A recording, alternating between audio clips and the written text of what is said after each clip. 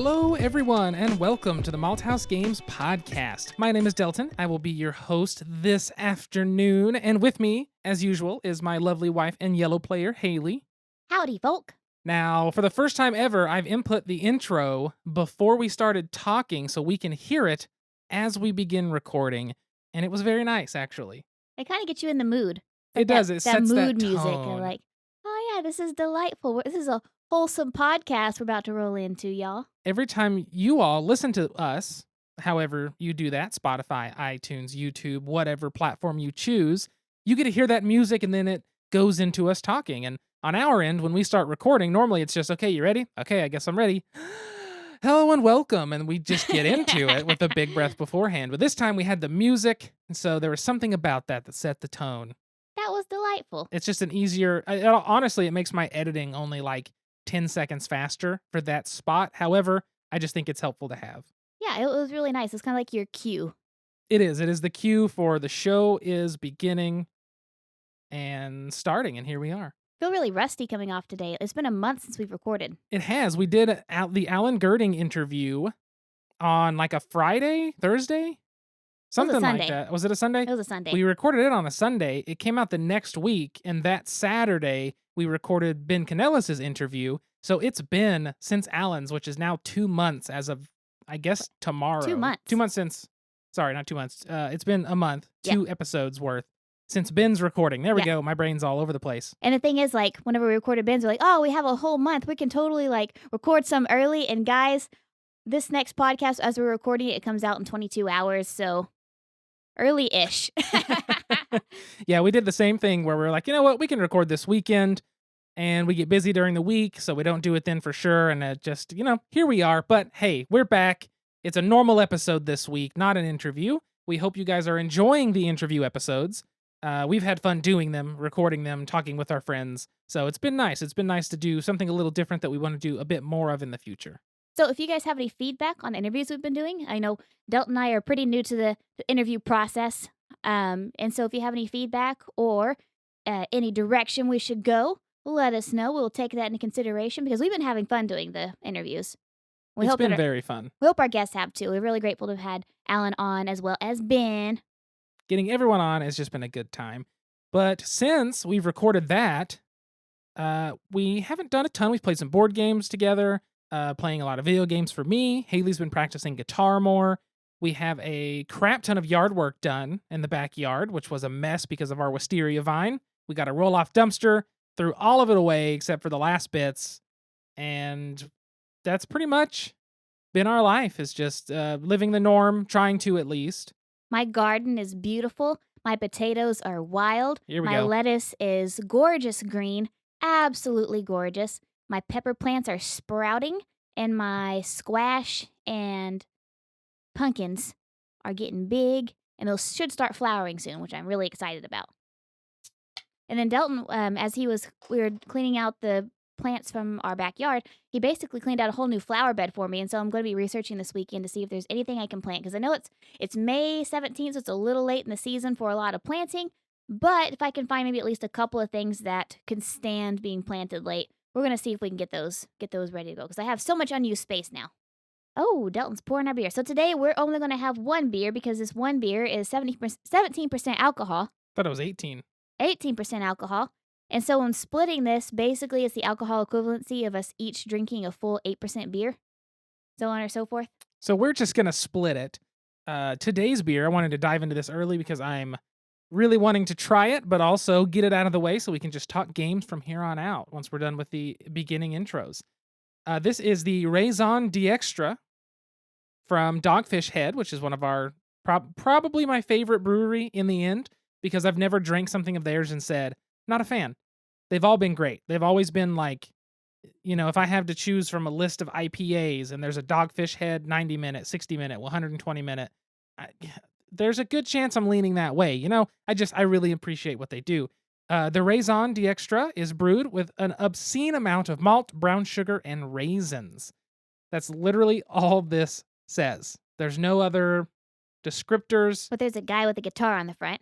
There is a dude with a guitar on the front and a cowboy-ish hat. So this comes from a craft brew pack that I bought. So as you guys probably know, Delt and I each have fun budget money every month, and Yeah. I blew my entire fun budget money on beer this month. Oklahoma has a craft beer festival that happens every year, normally at this weekend. But of course, this weekend there's a plague going on. So what they're doing is they sold packages of beer. You can get 24 beers for $40, and they were a random assortment of local beers. But I actually got the Whale Hunter package, which is a whole bunch of beers that are Expensive. and sometimes really rare. And so I spent my whole fun budget money on 24 beers, and this was one of them. But by God, these beers are great. It was worth the price because, like, this beer is typically sometimes $8 or $9 a bottle. To buy, I believe that this was the one that to buy a 4-pack, it was 40? I think it was 40. It was like $36 to $40. Something like 36 to 45 at Grand Cru down on May in Britain, one of our favorite liquor stores. And so, like, it's totally worth it to have gotten the package, but still, I was like, how old am I that I spent my entire fun budget money on beer? I have spent my fun budget money on my keyboard parts. I don't know if I've talked about this on the podcast yet. Oh, God. But I have found the world of custom keyboards where you order the PCB, which is the I don't know why I can't think of the term for it. Oh my gosh, like the board, the electronical green colored usually board inside of electronics. Why is it circuit board? There we go. Ah. You order the circuit board. I like how you're looking at me as if I knew the answer. I'm hoping you would get there. You order the circuit board, whatever keycaps you want, whatever switches you want, because obviously it's mechanical, not nasty membrane. And you can pick different cases, different layouts you can do, program it. I'm going to lube the switches so they're smoother and quieter. There's all kinds of things you can do. I'm super, super excited. I'm not doing soldering because I don't have a soldering iron. Didn't want to spend the money on that yet, so I'm doing what they call hot swap, where you can put the key switches in, take them out if you want to switch them so they're less permanent. You can always desolder something, but they still consider that permanent. This is like a temporary, thing. But I'm very excited to build a keyboard. I just have to wait until probably the middle of June to have all my stuff. Then I can put it together, and I'm super stoked. Just in time for your birthday.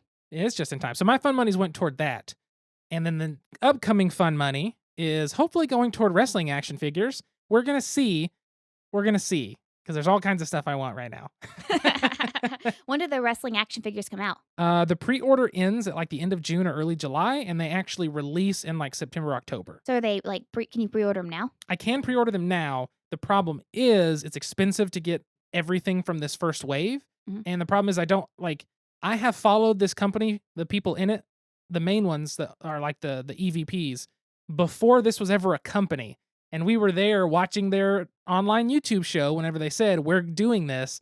And we have followed. I have never missed a single TV episode. I've never missed, a pay-per-view. I followed a lot of what they've done. And so I feel like I need to get in on the ground floor with these because it's the next step in this company that feel like I've grown with. You know what I mean? I feel like I've Yeah. been there for all of it because of that. And so I want to get in on the ground floor with all of it, but it's a lot of money up front for toys. So I wanted to wait, save up a minute until around my birthday, get any birthday money, and then pre-order them while it's Yeah. still open. I And was then say, get them. your birthday's coming up too. It's coming up next month, so there's that. Just like start sending pictures to Rhonda. She'll like actually get you a rock attitude era action figure. That's what would happen. I saw this was on sale. No, Delton likes his action figures. He sent me some, but this one was on sale. And I'm like, well, you see, there's this very specific website you have to go to here, ringsidecollectibles.com.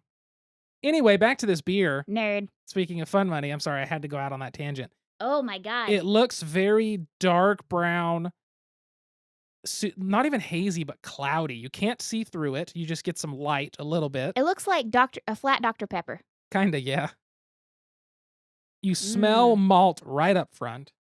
It smells like cinnamon raisin bread. You can get the raisins very strongly, and you get the brown sugar pretty stoutly, too. Oh, gosh. You can smell a little bit of the alcohol. So sweet. If you swirl it, there are very hefty legs. Oh, boy. Sexy legs. The legs of a stallion. Some strong legs. That's what that is. All right, we're going to take a taste. Haley, take your first taste of Dogfish Head Raison d'Extra. Oh, wow. Is it more my kind of beer than your kind of beer? Because I have a feeling it is by smell. It is, but it just tastes like you're biting a raisin. It tastes like, those raisins that are kind of sour-ish that you get? Whenever you're eating raisins? There is a sourness to that. It's like one of those sour raisins, like a green raisin, almost. It sort of is. It's very, very sweet, very bready. It's got now this the mouthfeel. Hmm. This has what I would describe as a chewy mouthfeel. It lingers heavily after you swallow. It It does. fills out in your mouth to where you have to swallow again after. That's what she said. Thank you. But, whenever you have oil in like let's say you're measuring oil in a Mhm. measuring cup and you pour out the oil and there's still like a oil residue. Yeah. That's what it kind of feels like in your mouth. Like after you swallow, it feels like there's still that layer of oil in your mouth and you kind of have to wait for that to dissipate. I could see that. Does that make sense? Mhm. That's how it feels in my mouth anyway. It's very, very good. The aftertaste is good. The taste is good. It's very sweet. There's not much of an alcohol taste at all, which is surprising. And It's got raisins, that tiny bit of a tartness with a little bitty bit of bitter.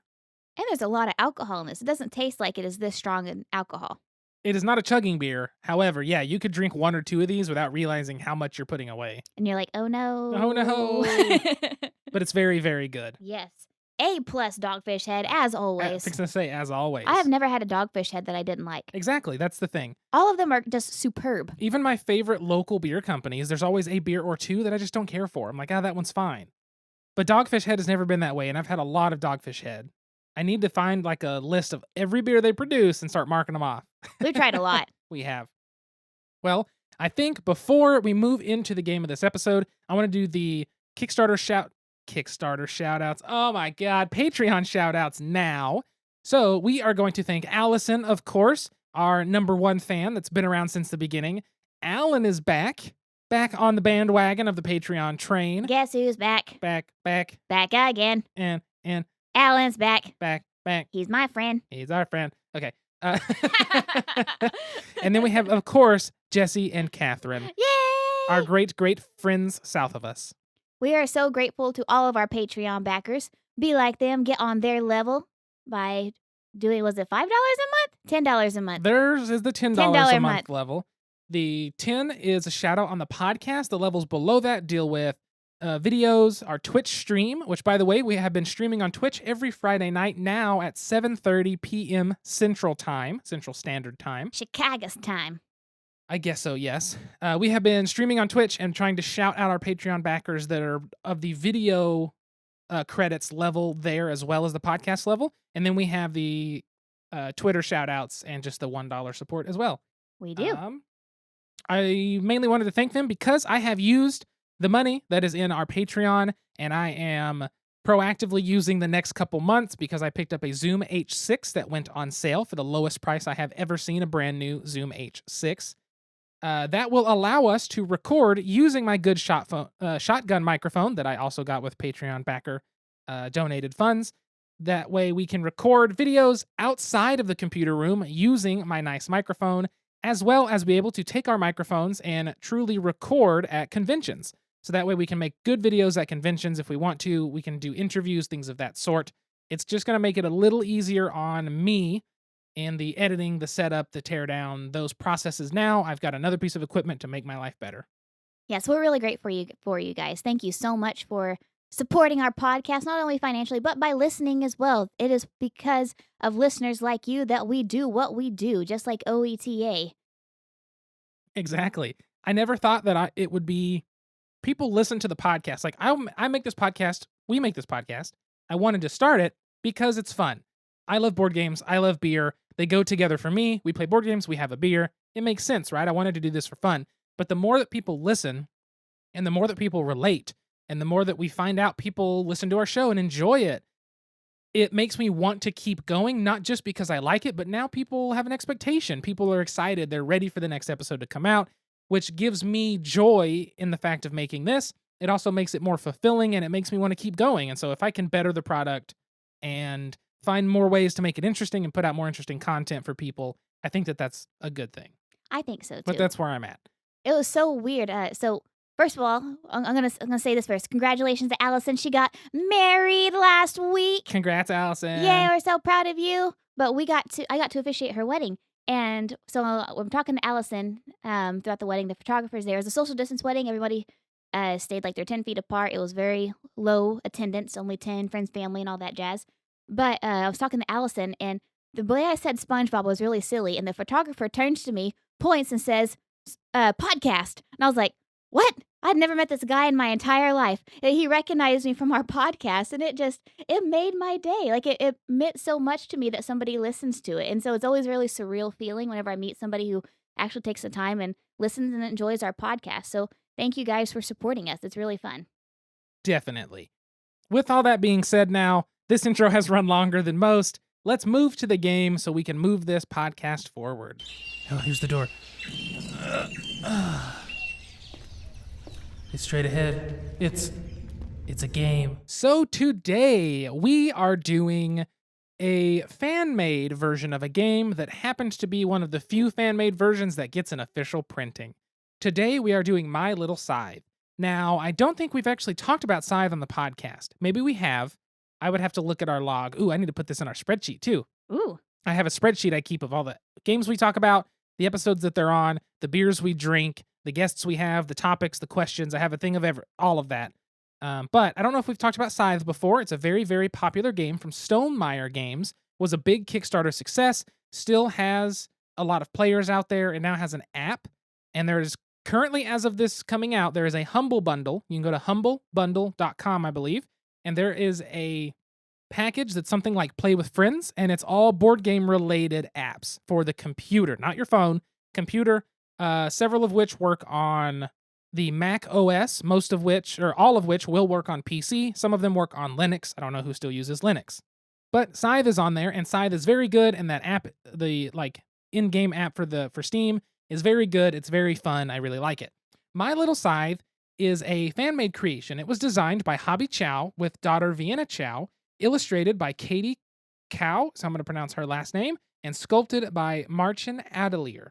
What it is Hobby Chow made this game to play with his daughter Vienna because he loved Scythe and he wanted to have a similar feeling in a game, but bring it down because I think she was only Like 8? maybe 8. She might have been lower than that. Yeah. I don't know what age they put on the box. Do you want to see? 8. Is it 8? Yeah. She must have been 8. He wanted something simpler that she could understand, but would give him the feeling of playing Scythe. That's where My Little Scythe came from. So My Little Scythe is exactly that. It is a more simplified, kid-friendly, much cuter version of Scythe.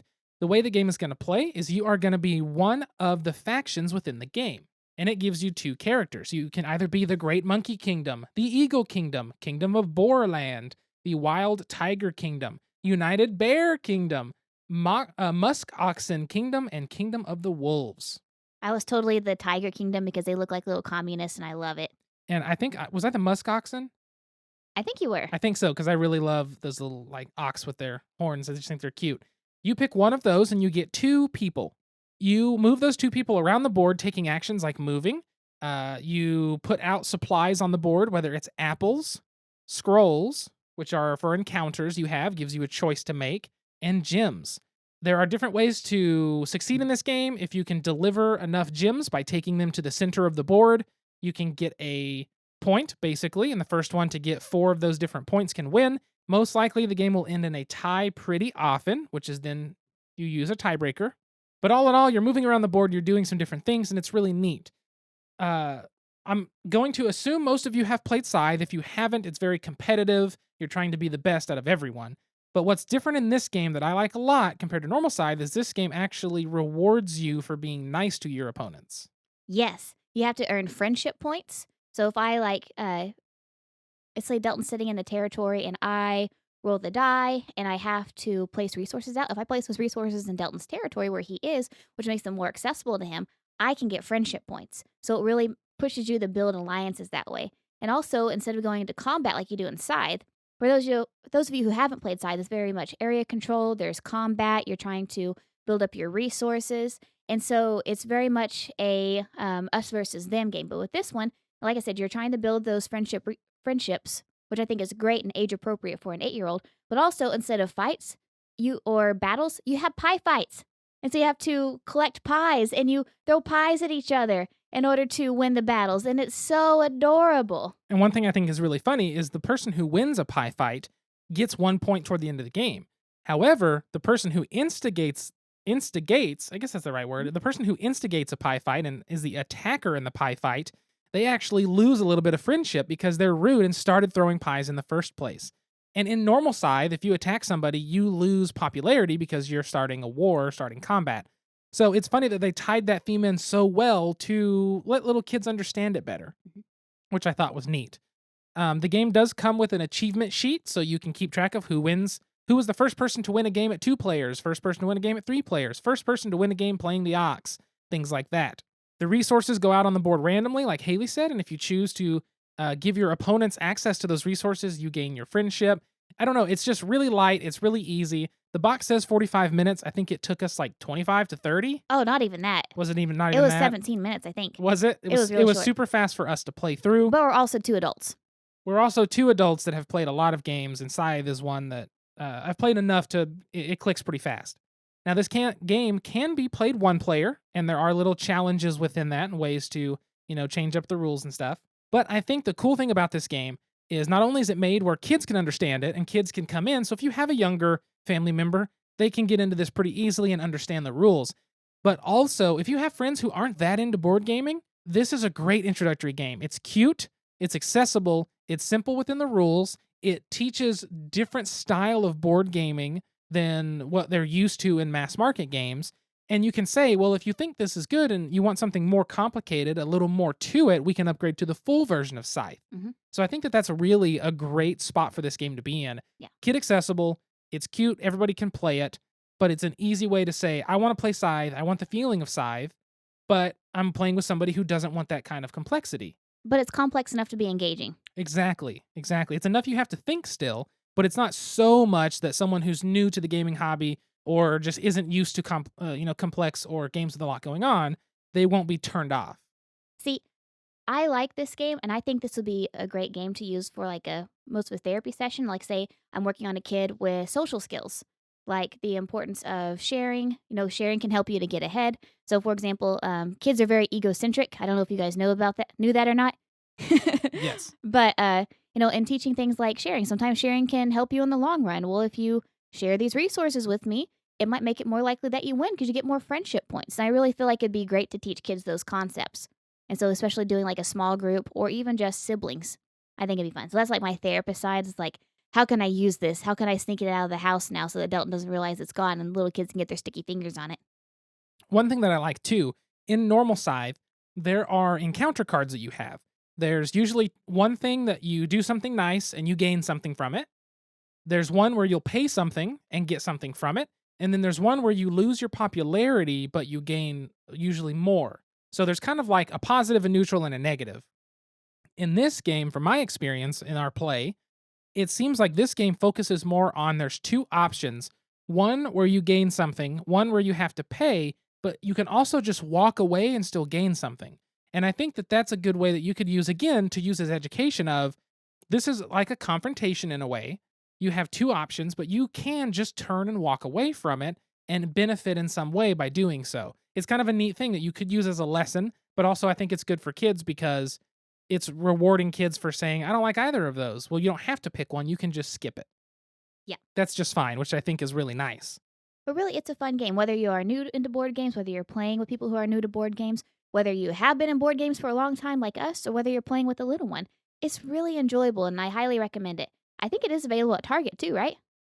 I'm not 100% on that, but I know you can pick it up a lot of places, and they just released an expansion for it. Ooh. I think it was for pre-order. I'm sure the official retail release will be within the next month or so.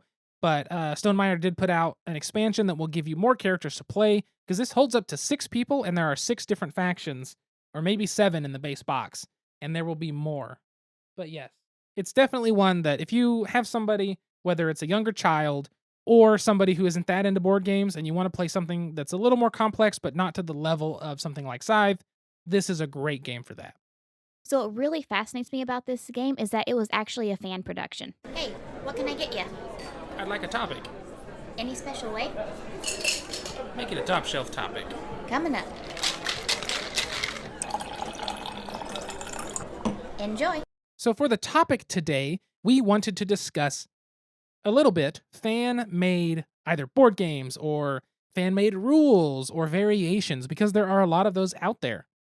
As Haley said, and I said in the beginning, My Little Scythe is a fan-made creation. Somebody took Scythe and changed it and altered it and created this entire world and rule set to simplify the game and make it playable for his young daughter.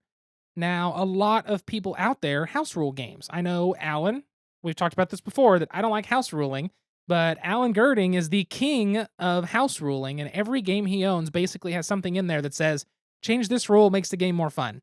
Change this rule, makes the game more interactive. Change this rule, makes the game straight up better. He has all kinds of stuff like that, and a lot of people do that. You can find all sorts of fan-made modules for games out there, and it's not a bad thing at all. I actually think it's great. I may not be the biggest fan of like house rules, but something like this is different. Something where someone says, hey, I took this game and I changed it up. Try this version of it. Somehow that feels different to me, but house rules can be that way too. So I just need to get together with somebody who's good at graphic design, Brian, and make a whole new rule thing. And like, look, Delton, look what I found online. It's official. Yes, exactly. It's the official variant from the designer themselves. Cough, cough. Cough, cough. Cough, cough.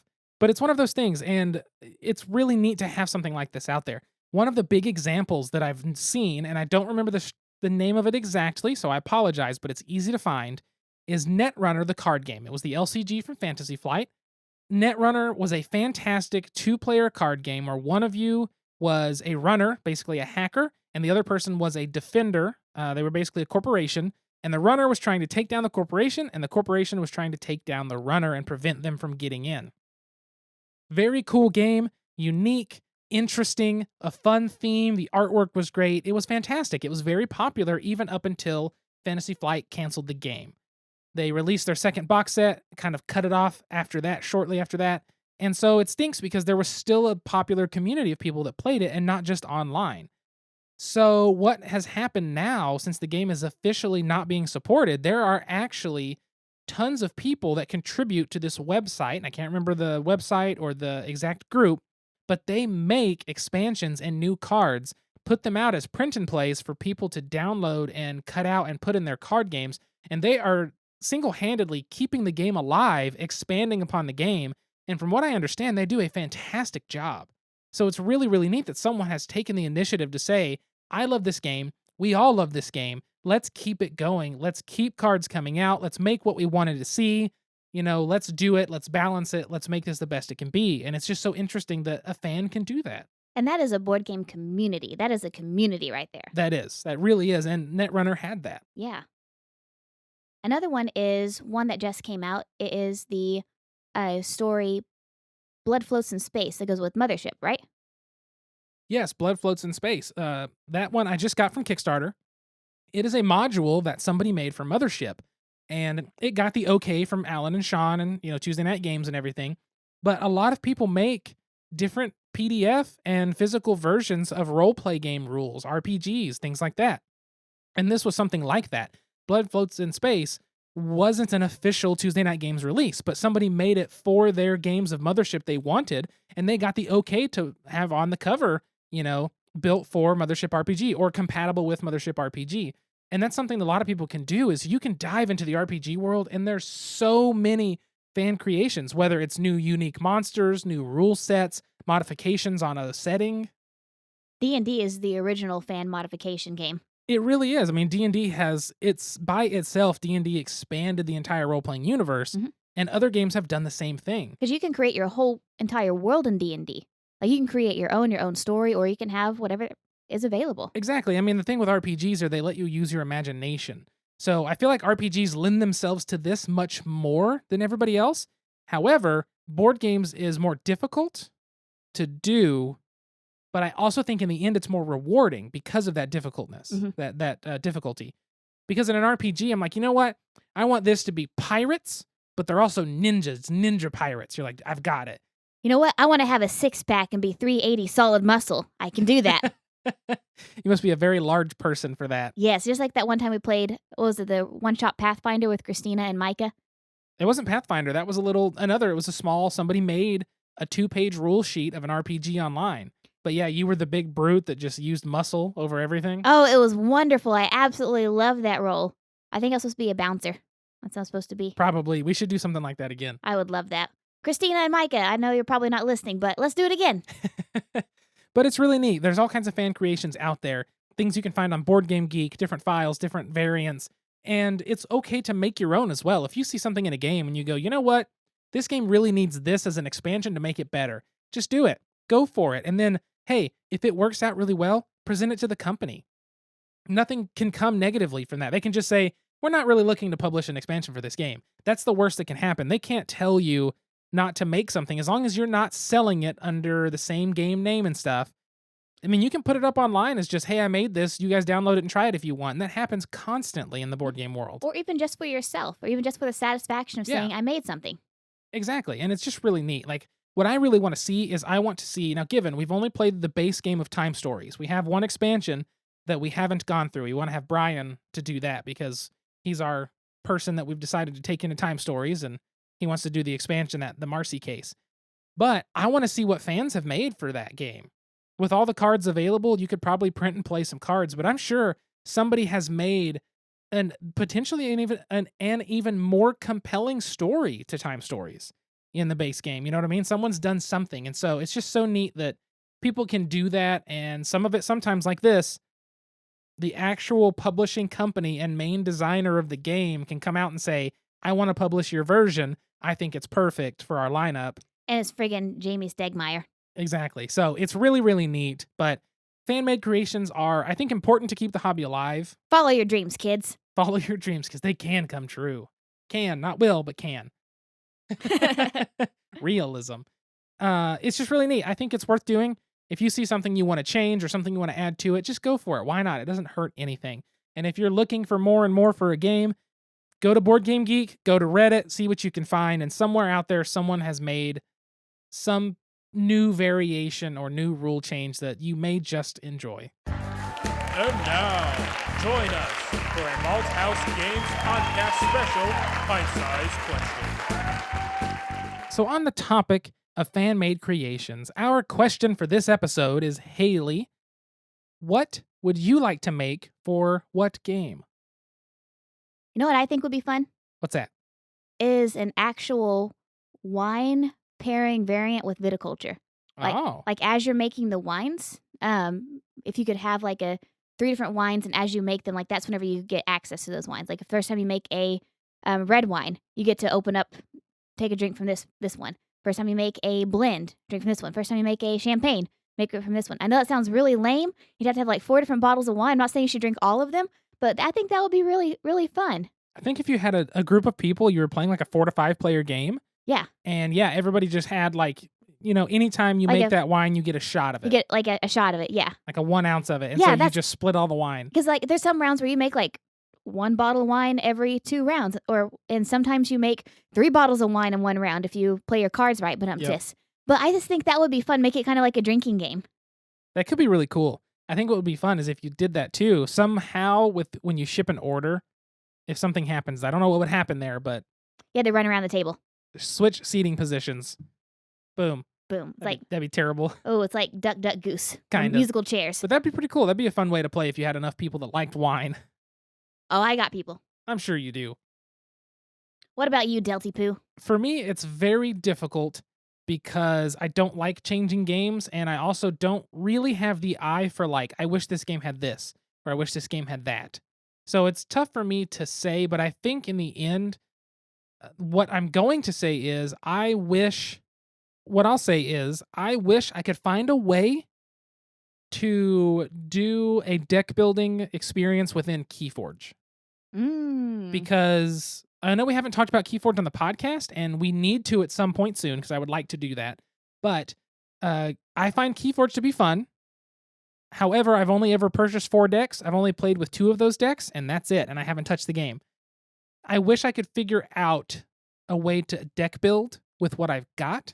And I know that you could just throw cards in, but I want there to be a system like in Netrunner. You had these cards, you had so many cards you could have. Then if you used cards for another faction, they had a certain amount of points, and each card's worth a different value of points because of the strength of the card, which is why Scorched Earth was so hard to throw in so many decks. And it's just something that would be neat to me, or even a draft variant. If there was a way to draft Keyforge, I would have more fun with it. So something like that for me, I think, is what if I sat down and put the time into it, that's what I would want to do. I think that would be fun too. I think it'd be good. Or it's putting 2 decks together and randomly dealing them out. See what you got. You could do that too. The way the game works, that would work out. All right. Well, I think that's going to wrap up the episode. Aside from very long banter in the beginning, I think we had a pretty short episode, surprisingly. How long is it? We're only at like 37 minutes before I cut. Oh gosh. So That's wild. It's a pretty quick one for the first time back. That's what she we're, said. We're just getting back into things, I think. I guess we did do like 2 pretty long episodes. We did do 2 1 hour and one. I think it's just under and just over an hour for the interviews. Good Lord. Yeah, but when you interview somebody, you gotta Good have time, Godzilla. right? Yeah, Good that's true. Godzilla. Dylan has his Godzilla shirt on. I do. It's my Gojira shirt. Gojira. All right, do it correctly. I love the shirt. It's so good. All right. Well, I think that's going to wrap up this episode. So thank you again for tuning in and listening to the Malthaus Games podcast. I never even said we're a board game beer. Okay. Thank you again to our amazing Patreon backers. If you want to be like them, patreon.com/malthausgames, MALTHAUS games. If you have a game you want us to look at, a topic you want us to cover, a question you want us to answer, or any general feedback or anything like that at all, make sure to send us an email, contact@malthausgames.com. You can also find us on just about all social media at Malthaus Games. We are most active on Twitter, however.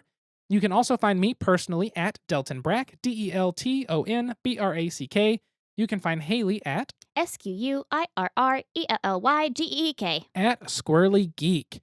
I also want to say, make sure again, check us out on twitch.tv/Malthaus Games every Friday at 7:30 p.m. Central Time. Chicago time. We have a beer, we stream some board games, chat with the chat, play Wavelength with the chat. And Fun Employed this week. And play some games and just have a good time. So if you're bored on Friday nights, especially since we're all kind of still in quarantine lockdown, come check us out if you want to.